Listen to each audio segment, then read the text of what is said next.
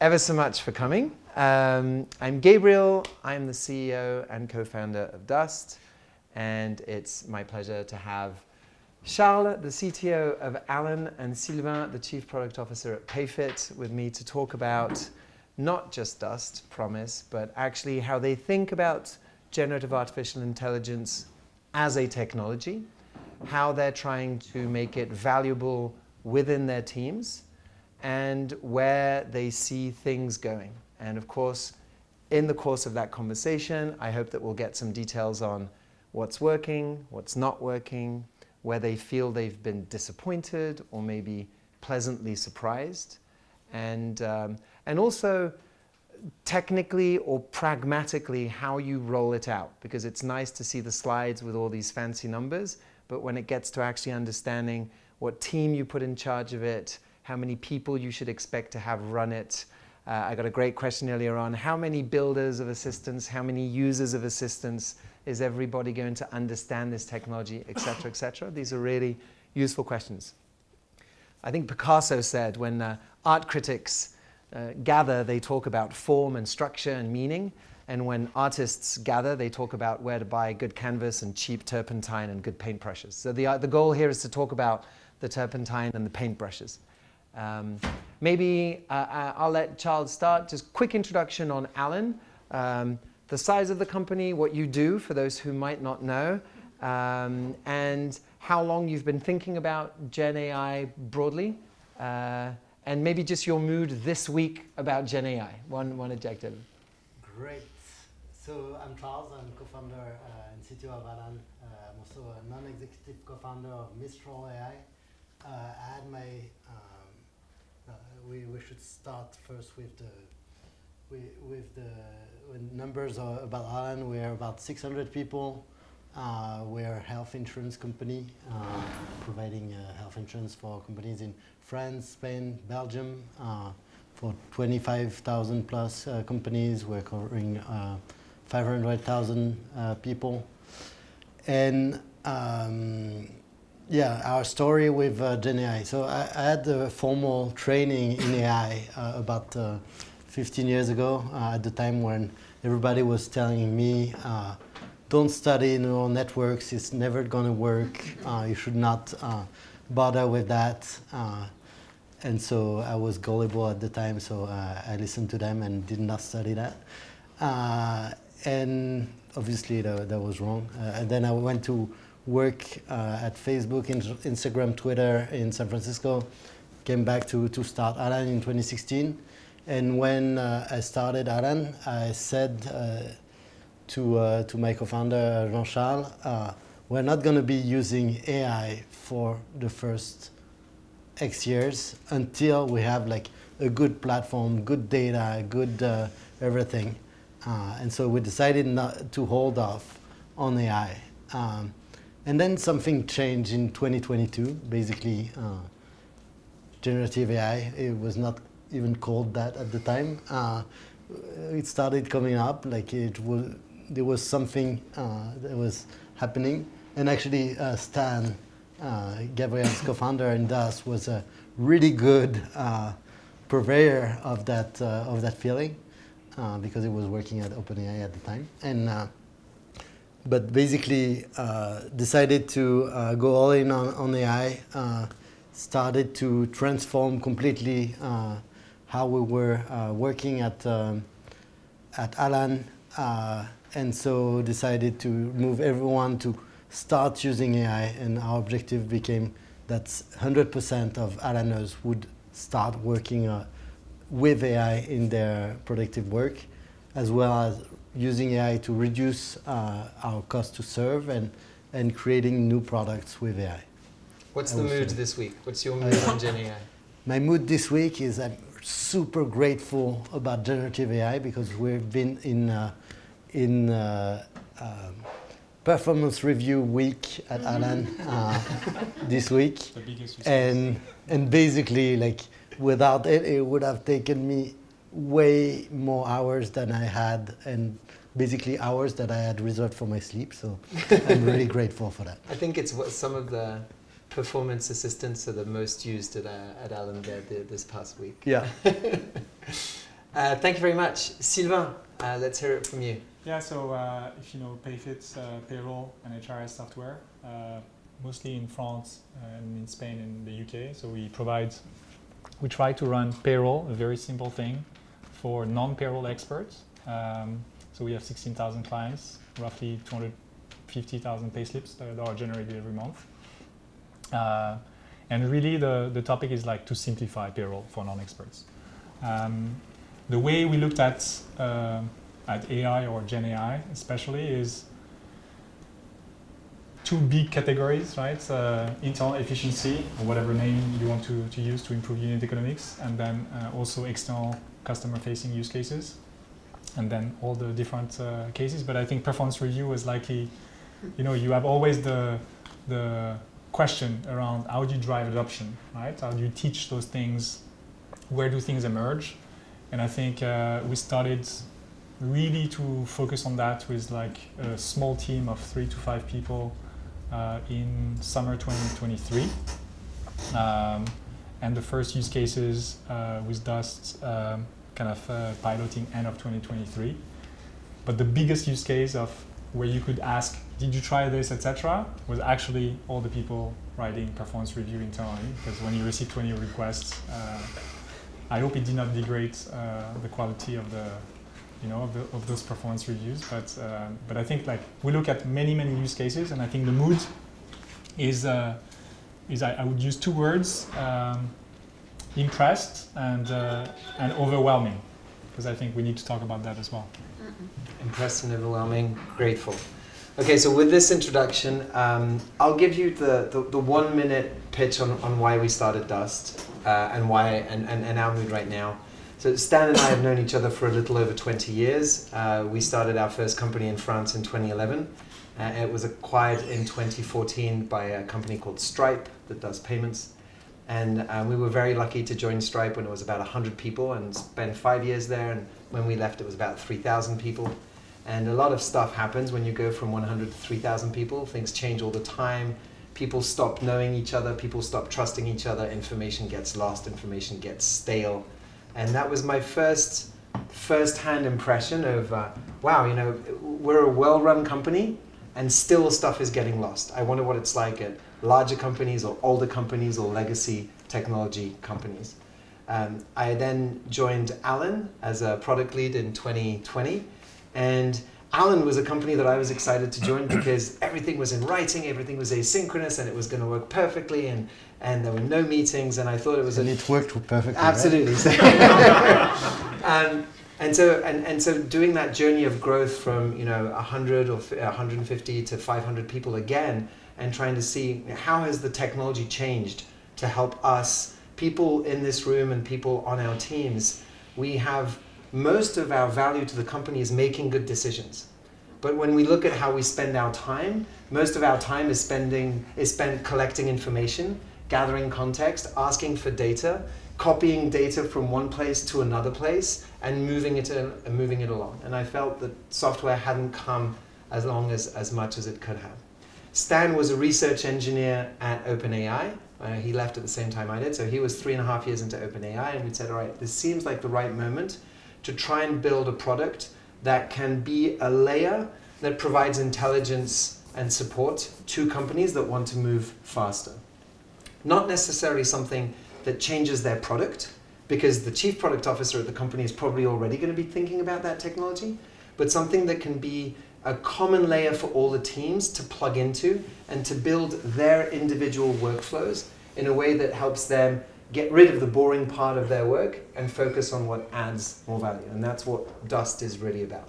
So currently a team of just under 20 people, mostly based in Paris. We've got our first boots on the ground in San Francisco, and customers that are companies like Alan and Payfit, a few others, Conto, Penny Lane, Kariba, many companies that have 3 distinct characteristics where we seem to be a fit. 1, leadership believes in the technology and sees what it can be if it's deployed well. So there's an optimism there and a certain conviction that it is going to change fundamentally. We're not talking about 1 or 2% here and there. We're talking about 20 or 30%, or give it a number, but it's not negligible. Two, those leadership teams trust their teams to discover use cases. And there's this real relationship between the top-down motion of saying we're going to do it and the bottom-up motion of saying we are enabled and empowered to discover and deploy these use cases where they work well. The third point is really that the stack of applications that they have is a fit for the ones we've built connections to. The information that changes every day, every hour, every minute in a company is really where we feel Dust can bring value, getting that context and putting it at the fingertips of everybody in the room. And we're a small and young company, so we haven't built all those applications yet. So it's a way for us to know if we're a fit. Obviously, it's more intense as a problem to manage collaboration and internal communication when you're above a certain number. The Dunbar number in psychology is 150 people, where past that number it's harder to trust everybody. And I think what we observe is that as companies pass that number, or as companies think they're going to pass that number, or if companies have passed that number a few years ago, information, collaboration, making sure that people just have the tools to make decisions and letting it scale is the number one concern they have. So that's what we try and do. And with that, I'm going to try and spend some time on the strategy part. How do leaders think about the GenAI module as a technology, both for their product and for the productivity of their teams? And I'll start with one question. How do you think about build versus buy? And what are the criteria that you would look at to inform those decisions? Whoever wants to go first. I can go. It was really interesting, the question of build versus buy, especially for like LLMs and like the layer above LLMs. Our natural inclination at Alan is to always build. And so we were like, okay, yeah, we can build it. We could do this. And then basically we started to compare like the cost of building things and maintaining it versus like just taking something off the shelf, like Dust was starting to build, or that some others were also trying to build. And the third alternative was to not use one meta platform like Dust, but use just buy the AI in each of the verticals. For example, like we're using Notion, there's Notion AI. We're using Slack, there's Slack AI, and buy like in each vertical. The reason why we decided to go with the meta platform was that the meta platform was our way to get out of the ecosystem where we would be like stuck. Basically, if you get Notion AI, you don't get the AI from Slack or Google Docs or whatever. And that was super important for us to retain the flexibility with the tools and to be able to seek the information directly from all the tools at once. So that's the reason why we decided to go with a meta platform. Something that we could have done also is to just go with directly the models, but having like a layer on top of just the models, I think makes sense for most users. In certain contexts, you may want to go with one model that you host on your own cloud, but that's mostly if you're like in a strategic thing with like defense or like something really deep in health. But even then, I guess that can help you. What about you, Sylvain? How do you think about build versus buy? I think we may have the same default bias. Tech company, you want to build things, sorry. But the reality is like in the current environment, like we're starved for resources, we need to focus. So we were very clear around what is the one or two use cases we will focus on building internally, and all the rest we use and buy. And so I'll talk maybe after about the first category of what we focused on building internally. The vast majority is leveraging other tools, and we thought, okay, there is a topic of first education, and the best way to educate ourselves is to first understand better the AI roadmaps of all the tools we already have in the company. That's already a lot, right? We did a few tests, because the reality is like it's an overwhelming market. You cannot know everything. You cannot look at everything. So we all have our own sources, our own biases, etc. We did a few tests. I can tell you a few about, obviously, Notion AI, Slack AI, very disappointing, Google Duets, very disappointing, etc. And so part of it may be our own fault and implementation. But the focus on buying was, can we have a platform where it abstracts, and I like the word of meta platform, where it abstracts all the underlying layers where, look, before we do our own LLM or fine tuning at Payfit, it's like really not our core business, not the core focus. So what is the platform that enables us to test, learn, and enable teams to go fast, and ideally not attached to the underlying stack and to an underlying tool, right? We also looked at, obviously, we use Salesforce, so we looked at Salesforce Einstein. And in the end, with Dust and connecting things and leveraging, I would say, a lot of, the power of internal knowledge, essentially, connecting with the power of LLMs and AI, you can do a lot of things. So for us, it was a very obvious thing. We starve the resources because that's how we operate on what we build. These are the key things we need to focus on, and there are very few use cases for now. The rest we use. I think that equation will change in the future as well, because we're still learning on many cases. I think one thing that I wanted to add is that we started by building something to get an intuition about what were the hard problems about it. And the hard problem about a tool like Dust is the RAG part, the retrieval augmented generation. And we could have solved it, probably, maybe not as well as Dust, but it would have cost us a lot of time and not necessarily have gotten us like much ahead from the competition. So that's why we also decided to buy. People say that the COVID pandemic was a moment where chief people officers all of a sudden had all eyes on them in the boardroom, and they were coming up with policies. It seems to me like this new technology has put a lot of focus on the head of security and the CFO. Are there any particular insights that you've seen in how maybe either budgets are being discussed or security concerns are being discussed that you think are interesting, that the rest of the room might get like a few saved weeks or months on? Look, maybe I think like many companies with the macroeconomic context, the last 10 years, now it's a year and a half away at least, you look at things differently and path to profitability, etc. And I recall a very specific conversation, especially with, I would say, CFO around, we have too many tools in the company, right? Your tooling budget is too important. And I was telling, I think you're focused on the wrong topic. It's not the number of tools. It's actually the number of people using those tools. Maybe they are too many for some. And how we use those tools, right? In a few cases, you can kill, we have duplications, etc. And my point was actually with GenAI, tools will, again, explode, right? If you want to just test 5 things just in like design, you may actually, from a procurement standpoint, test 5 more tools, and now we'll go from 90 tools to 95.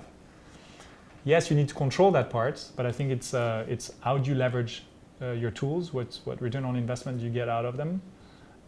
So there is a bit of disconnect sometimes around, and that we can talk about the evaluation framework, right? Because in the end, the key topic is, I think you have to have enough conviction and also principles to roll out some of these tools.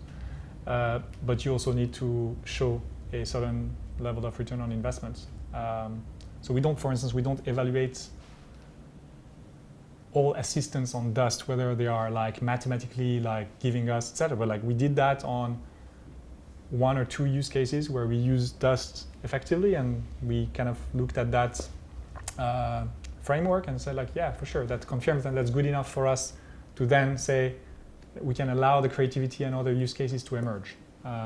So those 2, I think, topics. Cool. That was in finance. You have something on security, maybe? on finance, a way to evaluate would be to just make expire all the credit cards that people use and see how many of those tools stop being paid for. That's a good way to evaluate.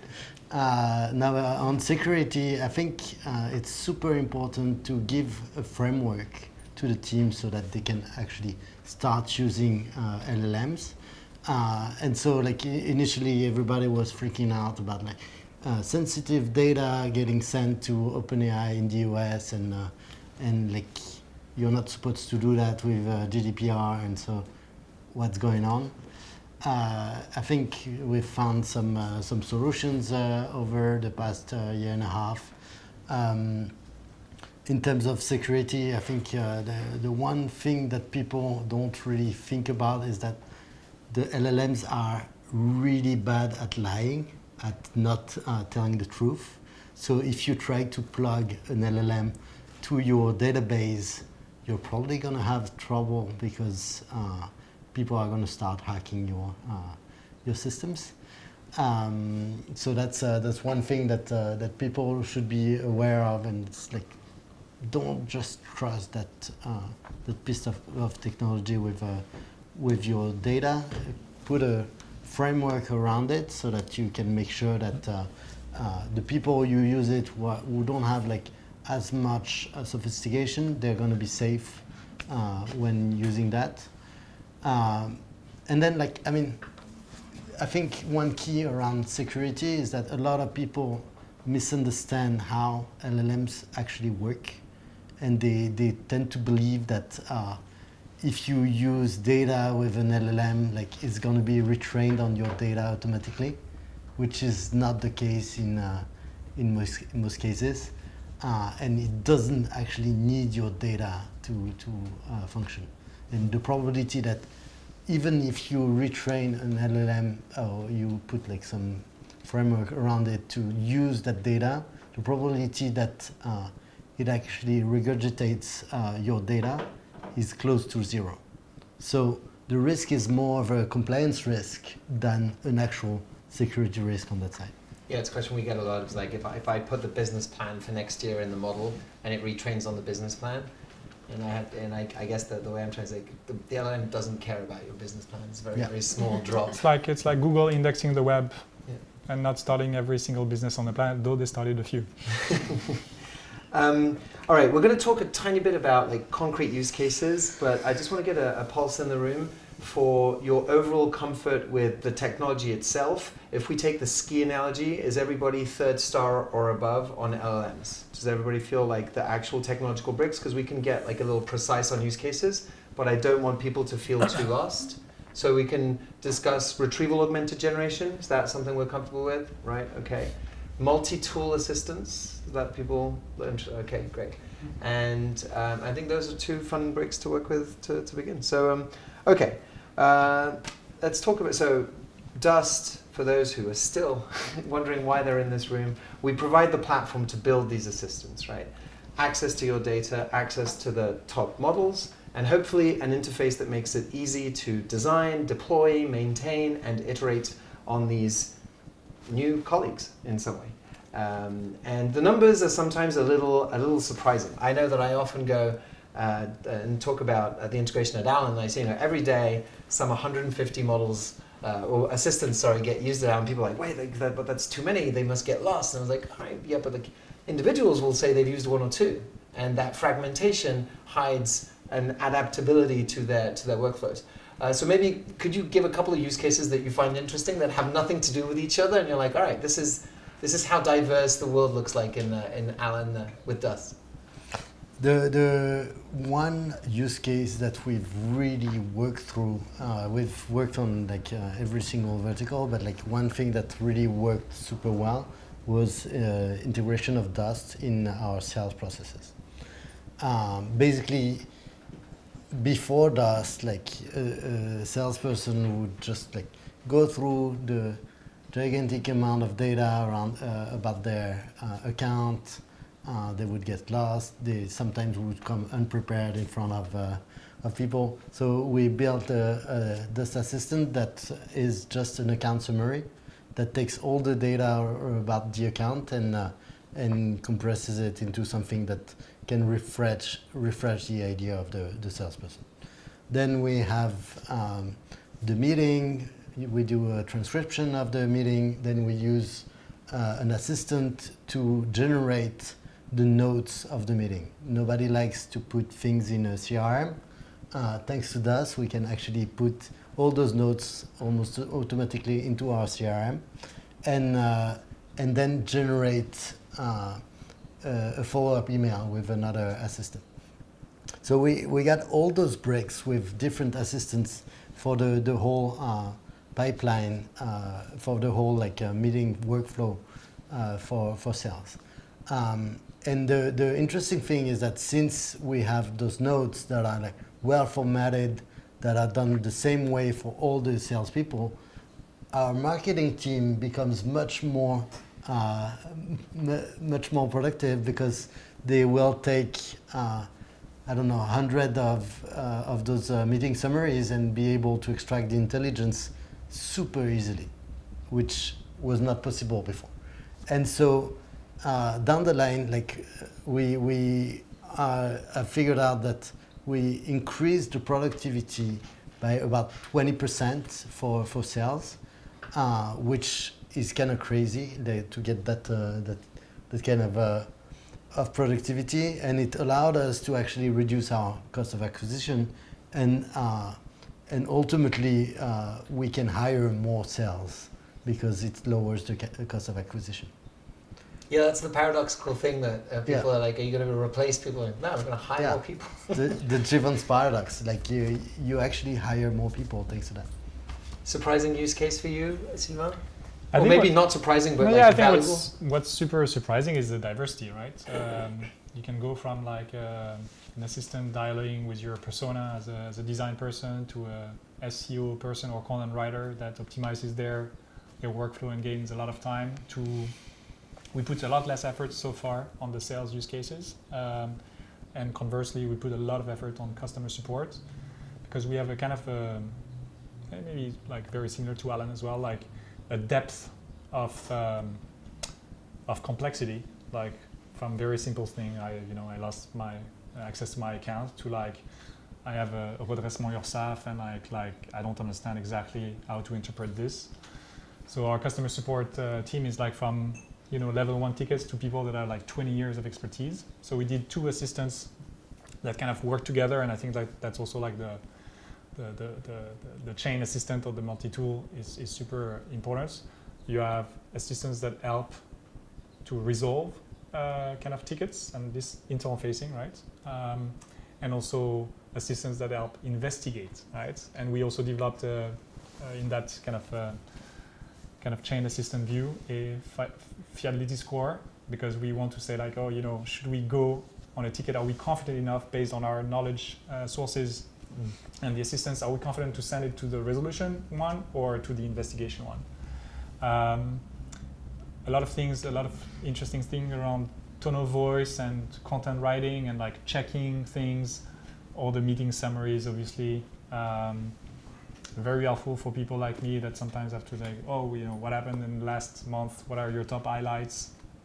It's infinite. I'm sure there are plenty of use cases that I don't know in the company. I'm working on an assistant to be able to tell people what they should worry about while I'm off this summer, and hopefully, based on the ideas that I had, they can just call my assistant while I'm out. And I think maybe the back to school timing will be a way for people to realize that it should no longer be an excuse to spend 2 days digging yourself out of email. Yeah. I don't think in 2024 people should be I'm still catching up on emails. Somebody should be this is important, this is not important, throw this in the bin.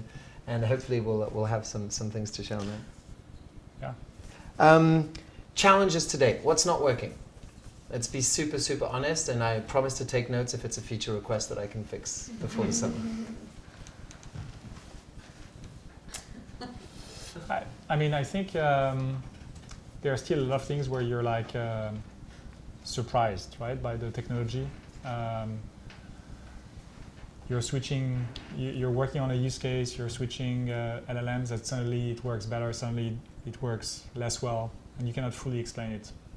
At times you're I'll follow the guidelines of prompt engineering, and you're going to go like full details, and you do the same assistant with like 2-line prompt, and sometimes it works the same way. Sometimes it works much better with the long prompt. I mean, there are still a lot of these things where you just need to test, learn, and I think most, to be honest, like not to default or to not answer the question on the technology. It's all about how people adopt, train, and use. We discover, I think, the challenge. The last 20 years that I've been working, everyone talks about documentation, and then immediately they stop talking about documentation because it's boring. But with AI, you finally go back to like the spotlight. It helps us discover a lot of gaps in our documentation processes, etc. And I think that's like the challenge is how you try to unbundle the topics, right? Because it's very easy for someone to test something and to say it doesn't work really well, which I think is really important. The first use case and the first adoption pattern needs to be kind of like positive, right? So you can test and learn further. And at times people say like, oh, you know, like it didn't work. Yeah, but like we didn't have the right content, or you did not prompt the right way, etc. There are a few things right now, like we're likely, we have a slightly different culture from Alan, I think, in terms of documentation and everything in writing. At times I dream of that. So it's also quite, like, how do you share assistance, right? How do you share the knowledge? So for instance, like it's quite easy to discover 3 assistants that more or less do the same thing, and you're like, oh, I wish I could have like connecting the dots earlier. Not necessarily too early, right? Because you want to allow that creativity, but how do you share the power of each developed use case, and can you extend versus when do you specialize, right? I think the fragmentation is you don't want to stop the fragmentation, but I think it's a very hard problem over time. Conceptually, the one assistant per person makes a lot of sense, but you also lack, I think, that kind of commonality. Yeah. There was a question somebody was really interested in getting the answer to, which is, okay, is everybody a builder? You know, in Dust, you can be a simple user, or you can be a builder, and you get to design these assistants. Is everybody a builder? What do you think? Yes? And what do you mean by that? Like, is it really like a metaphysical answer, or is it a practical, like you really believe that they can all get there and it's... Both.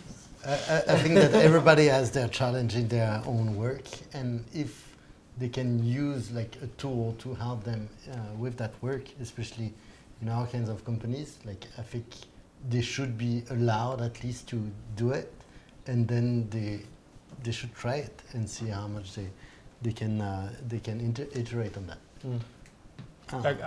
Conceptually, I agree, but I think then you just push the question to, there are 2 kinds of builders, right?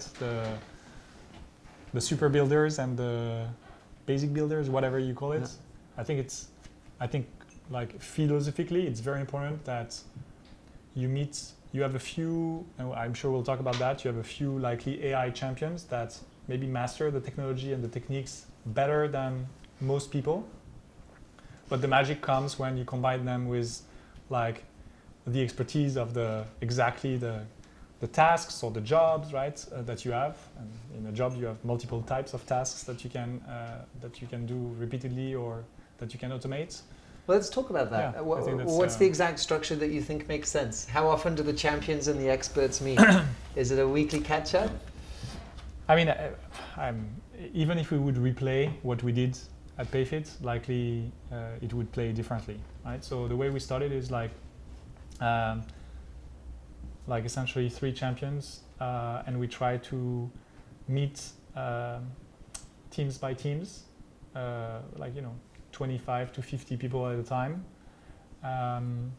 trying to first educate about what AI is, where we stood, encourage people to try a few tools and use cases, and then we always try to connect on the efforts that, like, for instance, like we did a presentation to HR, and we're not HR experts, but it's pretty easy, including with AI, to say like, what are the 7 things that HR functions do, and how could AI help you in every of these functions? Oh, by the way, we prepared this thing on super easy, takes us 10 minutes to do like for talent acquisition team, let's build and review how you do job description without bias or whatever. You try to think about like one small impactful use cases. And then the ideas that you encourage people in each of these teams to build or to be AI champion doesn't work for every team. There are some use cases that are a lot more complex to build. So, we have obviously dedicated channels to the builders. We have a larger AI community to try to educate and embark people, even though they may not build. I think like right now we have between like 30 and 40% of Payfitters using AI. It will take us some time to literally have 100%. So we're likely less advanced than Alan on that. It's a bit I hope the ratio will be different, but the Wikipedia metaphor, right? You have 5% of people that write all the articles and all of us consume. I hope the ratio is much, much better. But I do think there is still that perspective happening. Yeah. How is it set up at Alan? So the way we did it, we had like both a top-down approach where basically we gave the vision of why it's super important, and then a bottom-up approach where we tried to make sure that everybody tried at least once to use the AI. One thing that we had noticed was that the detractors, the people who did not want to use AI, had never tried it. And so as soon as we started like putting it in their hands and made sure that people in each and every team would start using AI and showing the productivity gains that they would have with AI, then like it started like really percolating, and now the number that we have is 80% of Alaners are using AI every week, and this week with performance review it's probably higher. Yeah. That was one of the bets that I lose sleep over sometimes is, going very horizontal is an opportunity and a risk. Because when you start talking, we have to talk to executive committees, leadership teams. If we don't have that leadership support to say we want to deploy it, we're probably not going to be the ideal tool. But the magic of being able to give an opportunity to most people to try it at least once, I think it's, for the first part of software development, 70s, 80s, you really had to have an understanding of how hardware worked in order to be good at software, because assembler code was really talking. Try. Charles, anything similar, different? Yeah, I think the key to roll it out is to first make it simple, and second, make it cool. And so the first thing was that I was doing the things myself and then showing the gains that I would have. And then like other people started following suit, and we gave a lot of praise to those people so that they would continue and build more and more. The one challenge that comes with GenAI is that it's super easy to make a great demo, but the trouble that you can have is that sometimes only the demo works, and then it doesn't work, and that's because it's not a deterministic tool. But basically, the thing that we see is that we need to make the demo cool, but then we need to make sure that the use cases work very consistently, because otherwise people try it once and then never come back to it. And I think it's super important when you want to roll it out, that you just don't have like the hype without the follow-up afterwards. Which LLM do you think is the best right now, this week? Random question. How often do you switch LLMs under your assistance and look at the differences in performance? This week, I think Claude 3.5 is... Yeah, it's funny. It's kind of obvious. Like a number of people emailing us, and internally on the team, are just like, "Wow, Claude 3.5 is just really, really good." It's just there. For instance, like we launched a conversational agent customer facing quite recently, and when we launch 4.0 was actually not available. So we had ChatGPT 4. We switched to Claude 3, and now we're 3.5 Sonnet. And it was a mix of quality of answers, but also inference. Inference for us was very important in a customer-facing way, which you don't necessarily have on assistants.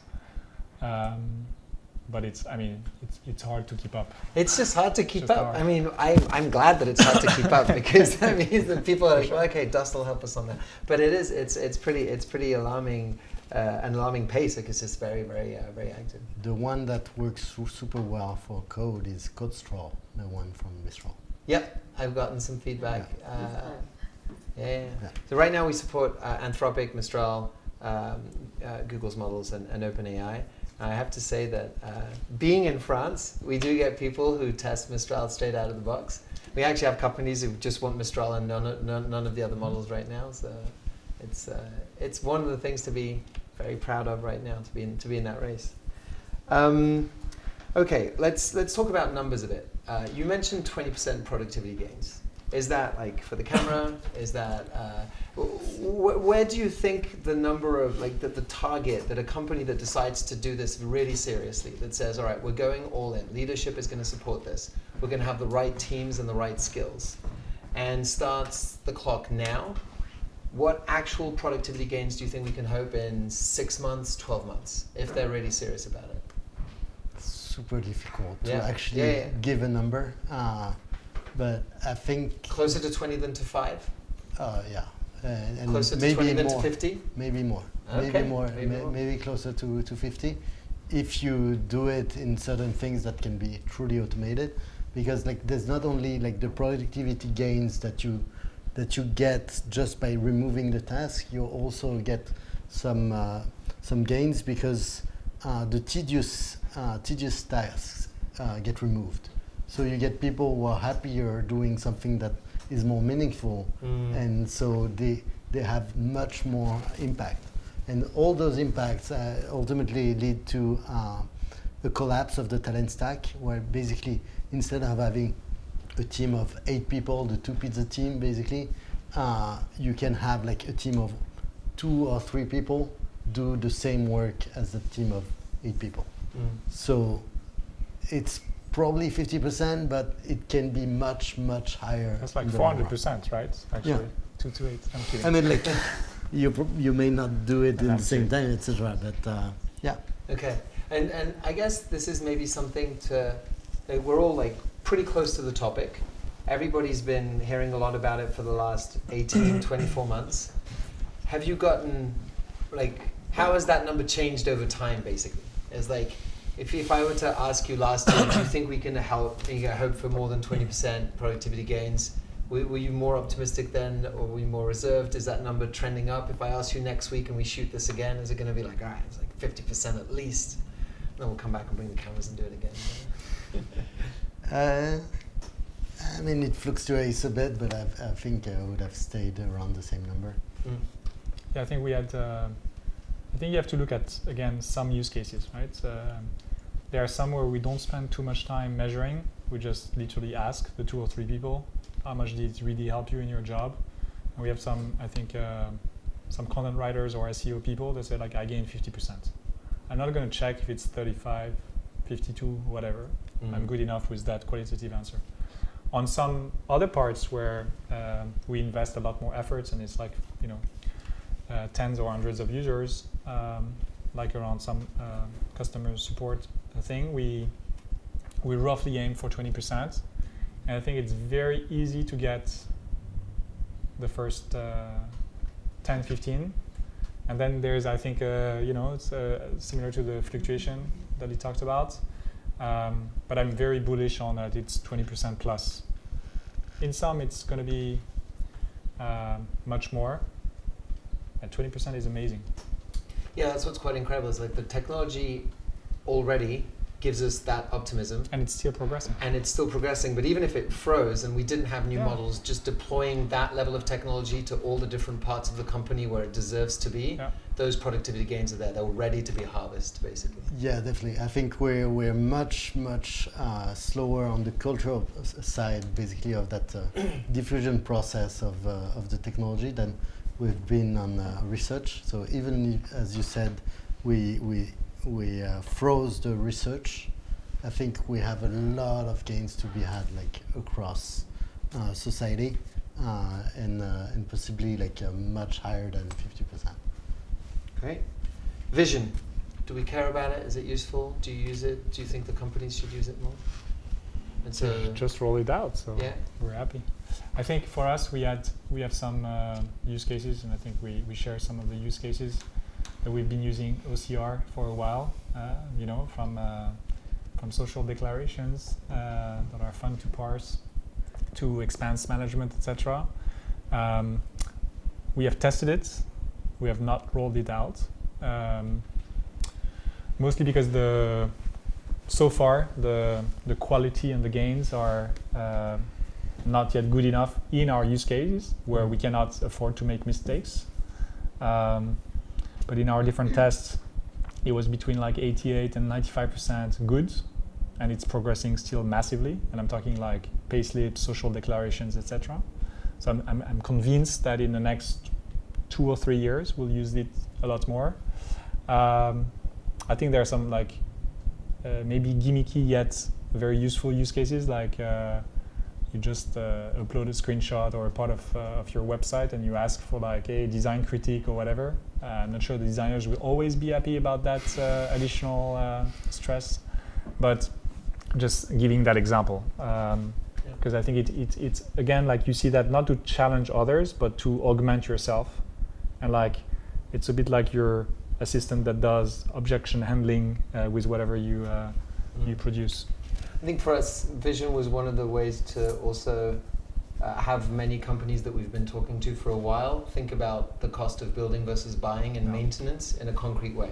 Because like multimodality was not a topic when people started coding after the first ChatGPT hackathon in Christmas 2022, and the cost of these models are going to probably impress us in what they're able to ingest and how they're able to work with us. I think the next step of co-edition, the projects by Anthropic or the previews by Poe, the ability to really just start really working with the model. How do you store the data? How do you make sure that people are able to trust that their work is there when they come back? Where does that live?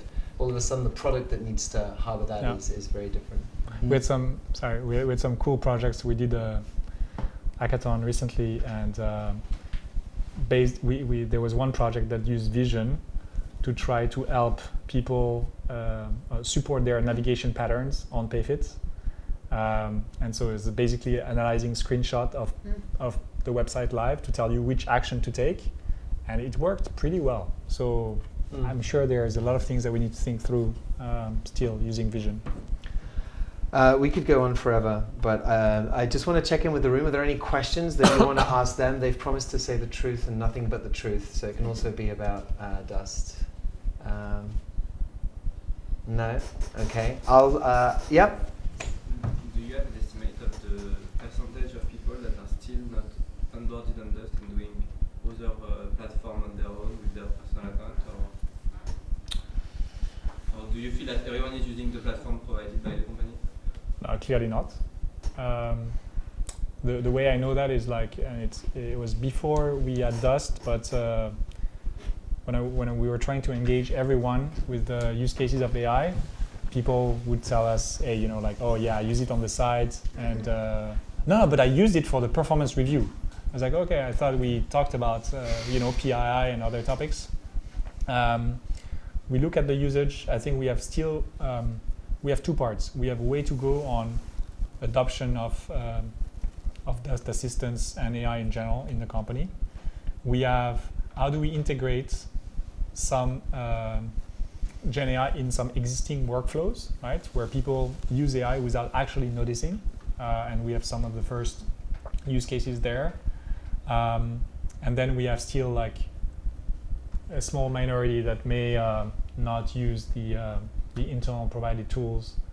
And in some cases, that's okay, right?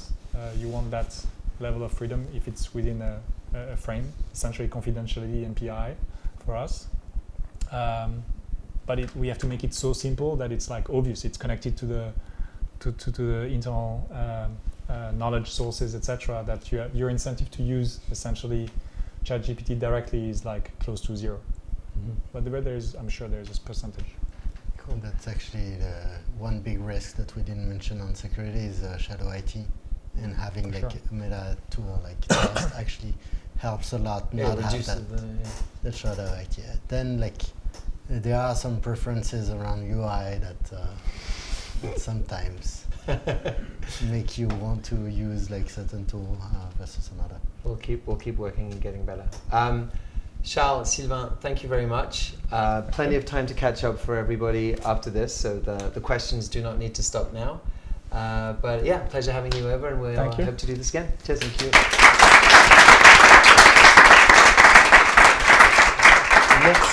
Merci à tous. Voilà, pour ceux qui veulent, le bar est ouvert. Merci.